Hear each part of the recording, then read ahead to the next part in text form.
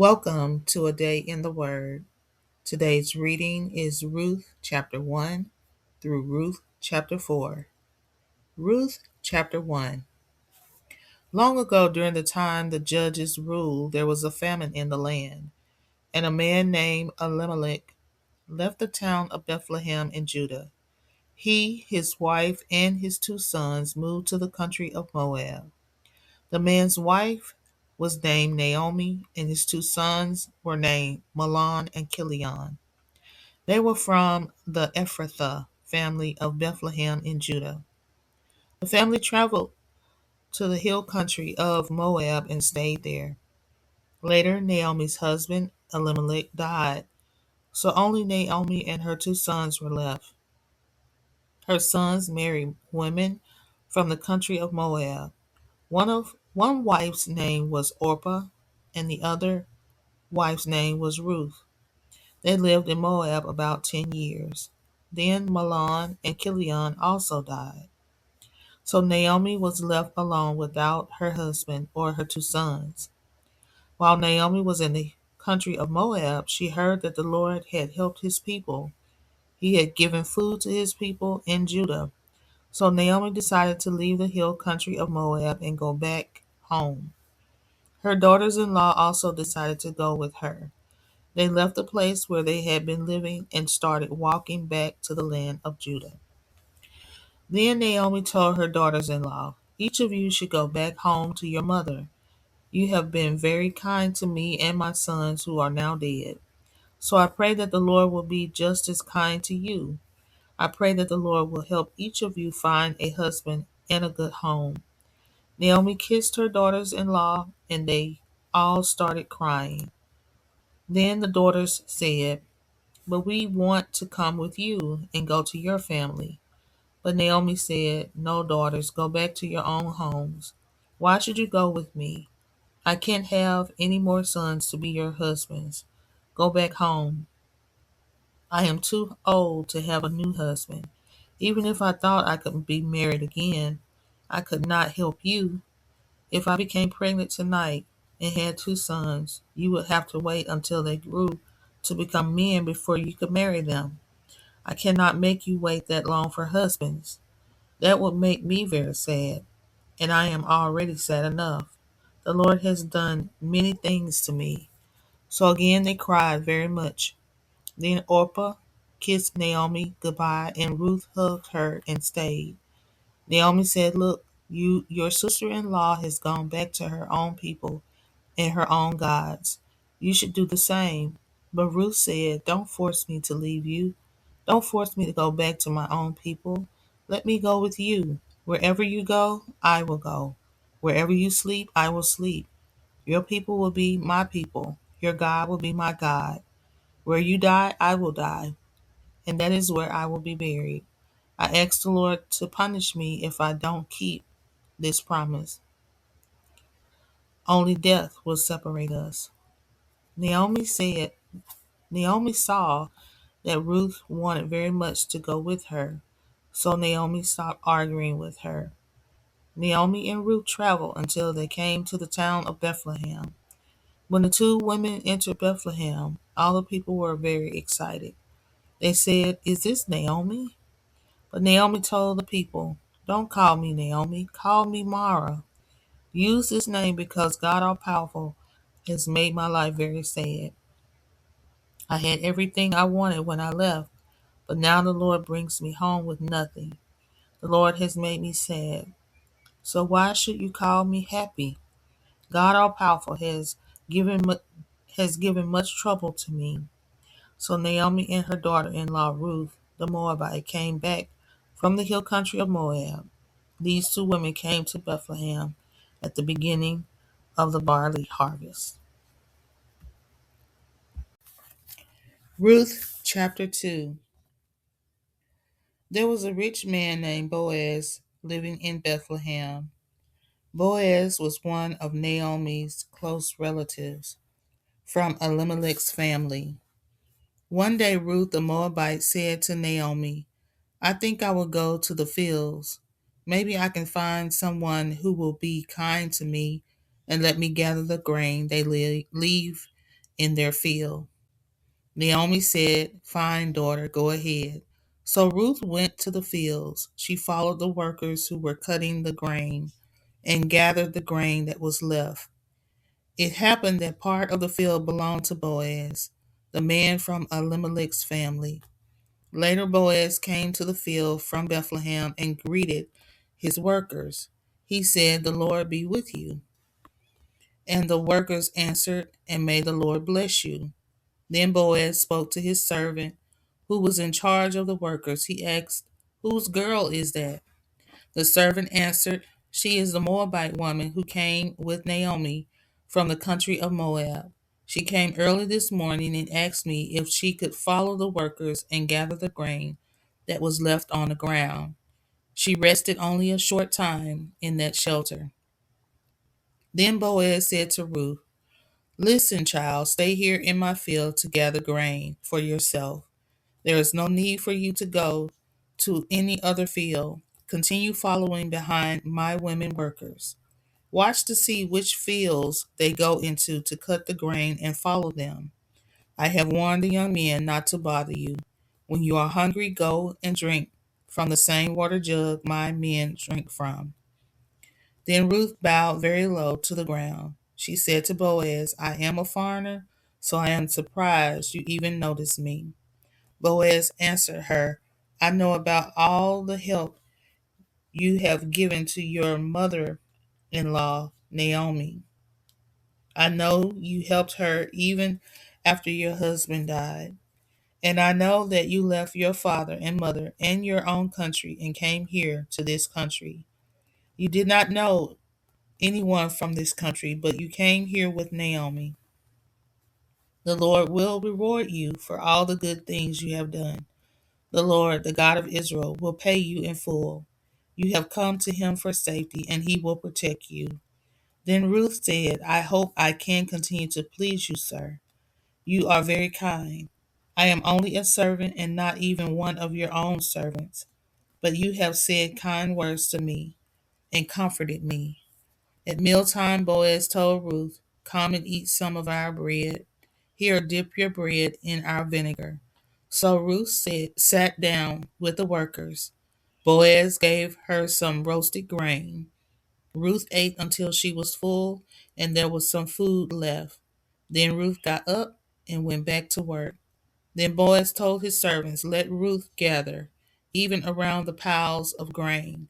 Don't stop her, and make her work easier by dropping some full heads of grain for her. Let her gather that grain. Don't tell her to stop." Ruth worked in the fields until evening. Then she separated the grain from the chaff. There was about 1/2 bushel of barley. Ruth carried the grain into town to show her mother in law what she had gathered. She also gave her the food that was left from lunch. Her mother in law asked her, "Where did you gather all this grain? Where did you work? Bless the man who noticed you." Then Ruth told her who she had worked with. She said, "The man I work with today is a man named Boaz." Naomi told her daughter in law, "The Lord bless him. He has continued showing his kindness to the living as well as the dead." Then Naomi told her daughter in law, "Boaz is one of our relatives. He is one of our protectors." Then Ruth said, "Boaz also told me to come back and continue working. He said that I should work closely with his servants until the harvest is finished." Then Naomi said to her daughter in law, Ruth, "It is good for you to continue working with his women servants. If you work in another field, some man might hurt you." So Ruth continued working closely with the women servants of Boaz. She gathered grain until the barley harvest was finished. She also worked there through the end of the wheat harvest. Ruth continued living with her mother in law, Naomi. Ruth chapter 3.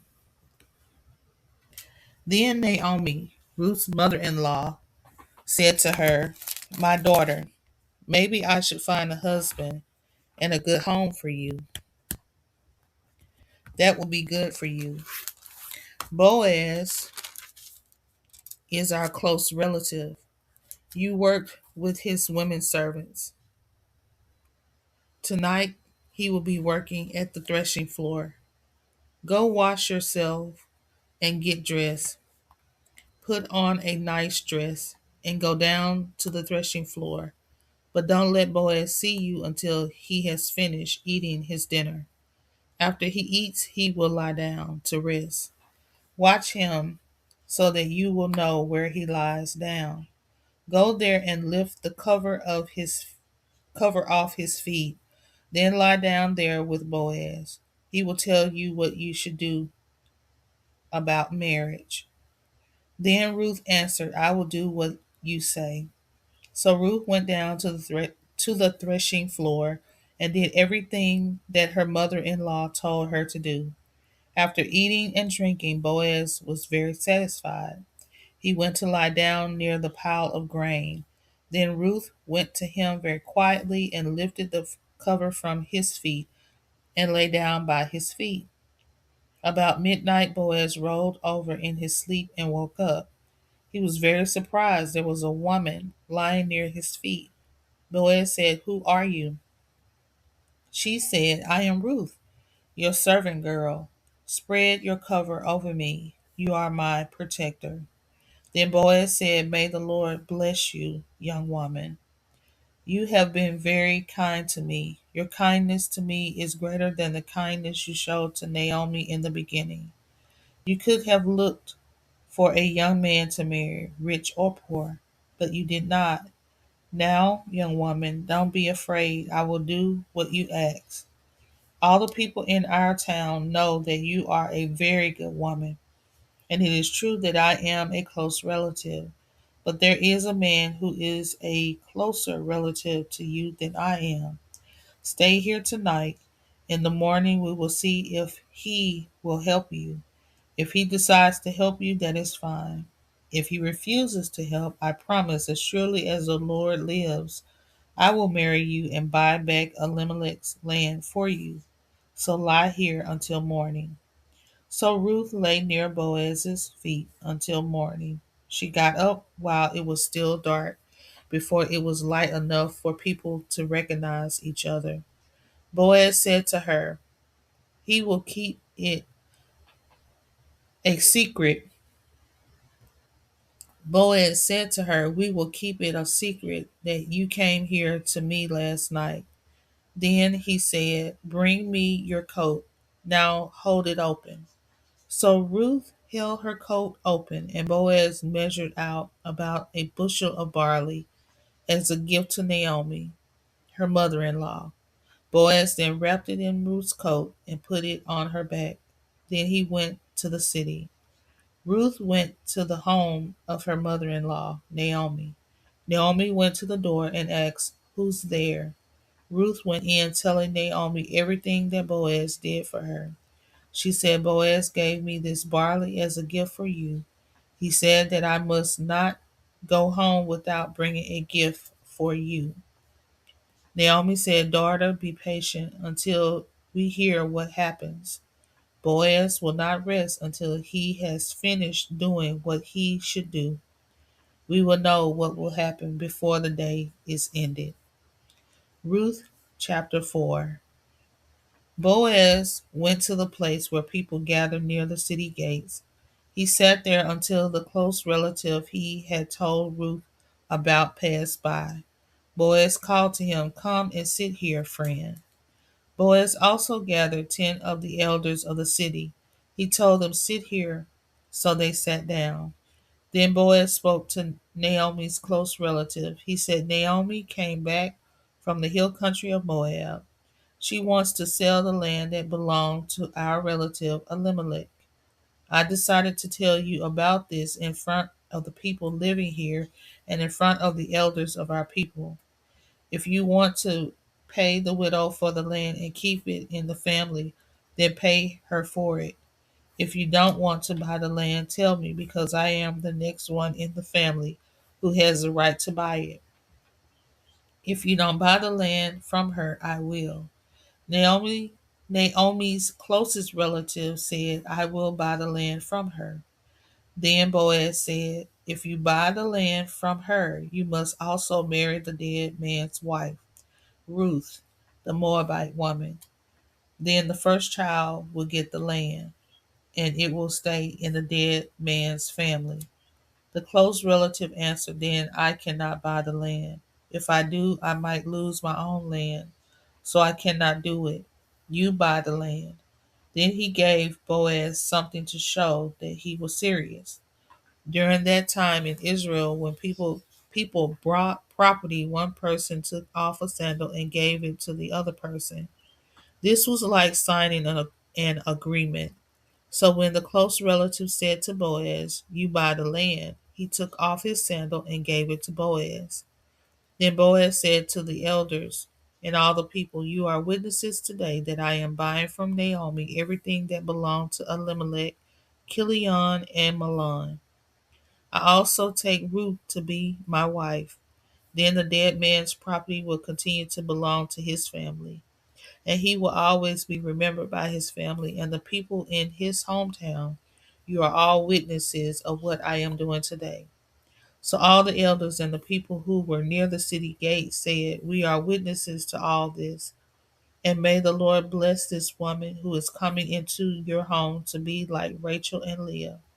They are the ones who had many children to make the people of Israel strong. And may you become powerful in the tribe of Ephrathah and famous in Bethlehem. May the Lord bless you with many children through Ruth. May your family become great like the family of Perez, the son Tamar bore for Judah. So Boaz married Ruth. The Lord allowed Ruth to become pregnant, and she had a son. The women there said to Naomi, praise the Lord who gave you this child. May he become famous in Israel. He will make you alive again and care for you in your old age. Your daughter in law made it happen because she bore this child for you. She loves you, and she is better for you than 7 sons. Naomi took the boy, held him in her arms, and cared for him. The neighbors gave the boy his name. These women said, Naomi has a son now. They named him Obed. Obed was the father of Jesse, and Jesse was the father of David. This is the family history of Perez. Perez was the father of Hezron. Hezron was the father of Ram. Ram was the father of Amminadab. Amminadab was the father of Nahshon. Nahshon was the father of Salmon. Salmon was the father of Boaz. Boaz was the father of Obed. Obed was the father of Jesse. Jesse was the father of David. Thank you for joining A Day in the Word Bible in a Year series. Please subscribe, comment, like, and don't forget to turn on that notification bell.